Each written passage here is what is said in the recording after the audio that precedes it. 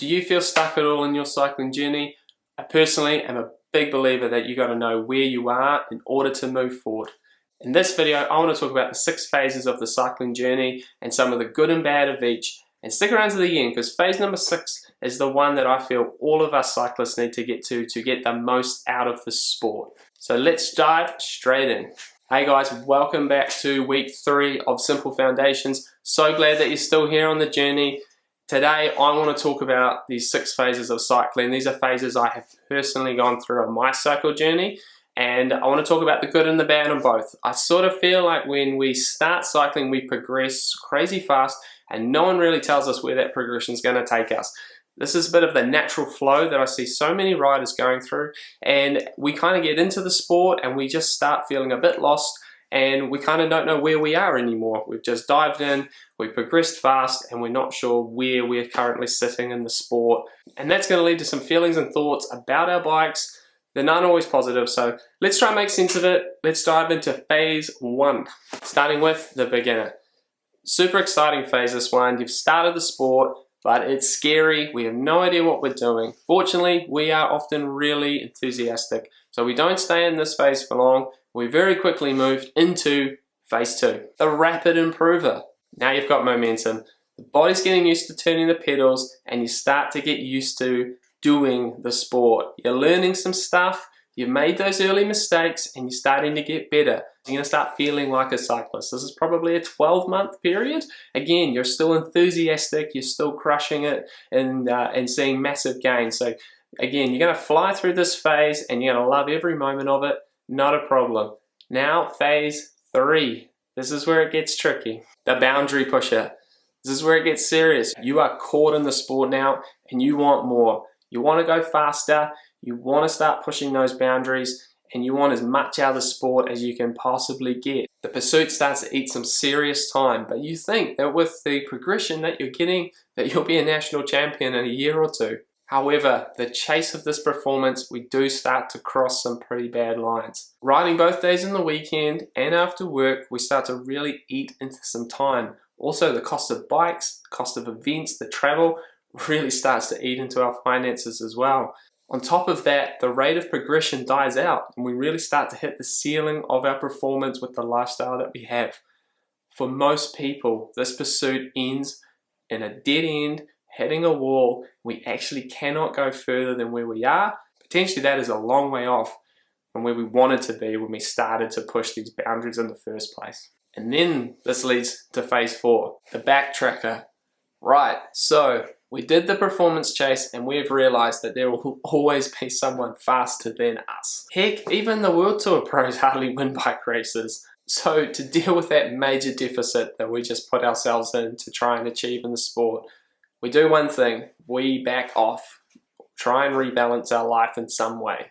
And this is where I see a lot of cyclists give away the sport entirely, myself included. This is where I gave up my bike riding after going through a phase of racing and not being able to achieve what I really intentionally hoped to achieve and start with. At first, it can be quite a relief, but as the fitness falls away, we start to find ourselves in a bit of a struggle. It's not just the physical struggle of having to pedal slower, but it can be a real identity crisis of not being able to be the cyclist that we used to be, the cyclist that we had branded ourselves to be.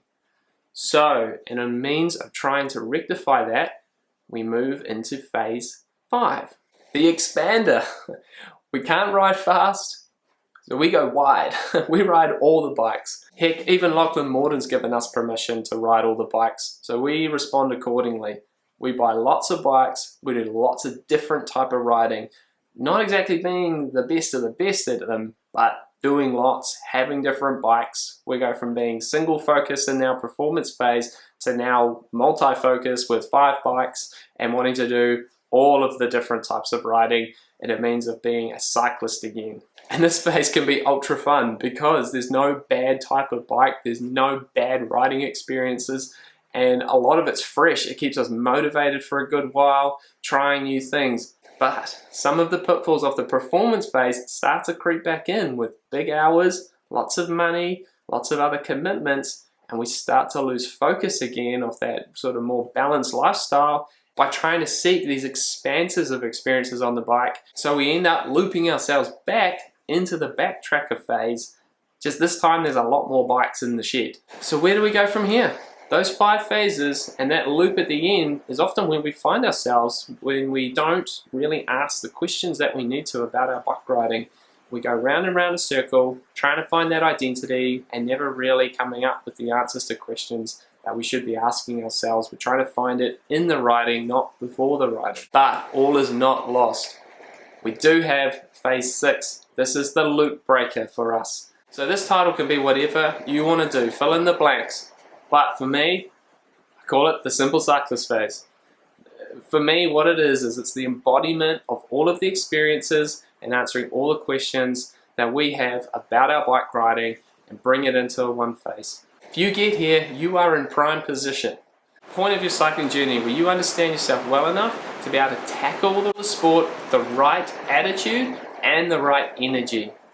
Know when to push yourself and know when to back off. Know when to go for performance and know when to have an off season and focus on your family, focus on your friends and the other phases of your life. This one is key for consistency in the sport. Never getting to the point where you burn out or hit that wall and need to fall into that backtracker phase.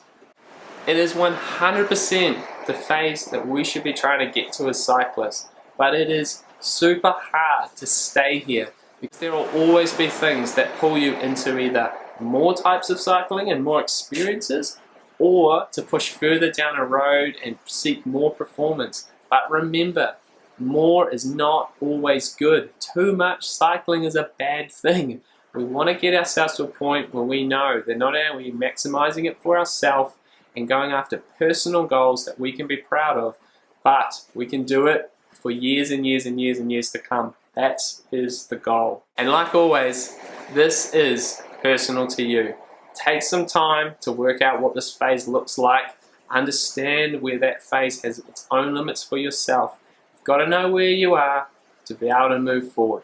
So guys, I hope you found value in that content. Question: what phase of cycling are you in right now? Have you potentially worked out that you're not really in a phase you want to be? Or have you potentially worked out why you might be feeling certain ways about the sport and now have a bit of direction on where to go from here?